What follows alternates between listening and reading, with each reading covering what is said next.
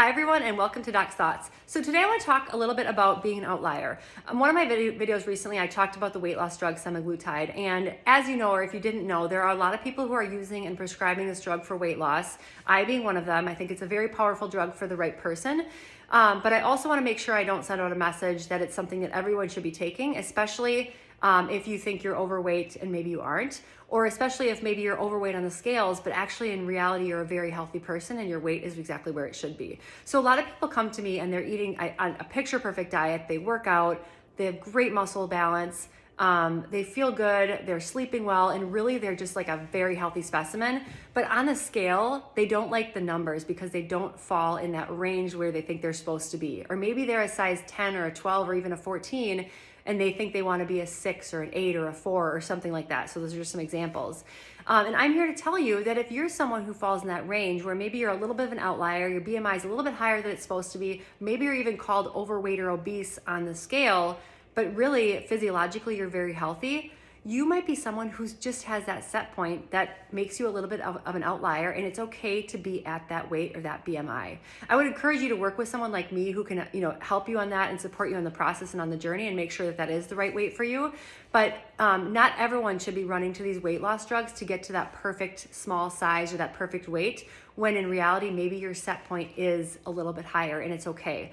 Now, that being said, if you fall into the overweight or obese category and you also have inflammation, which could be measured by labs and can be determined like a medical doctor like myself, then that drug might be great for you, and it might be something you do need to be on for life, because there is some beauty about pharmacology, in moderation, obviously. So I'm not poo-pooing the drug at all. I love the drug. It's an amazing, amazing drug.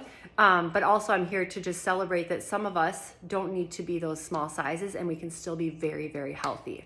And at the end of the day, what really truly matters, you guys, as you know, is your lifestyle. It's what you're eating, how you're sleeping, how much you're exercising. Is that exercise balanced? How are you spending time with others? Are you nurturing your spirituality? Are you getting outside and exposing yourself to nature and the sun and the moon and the wind?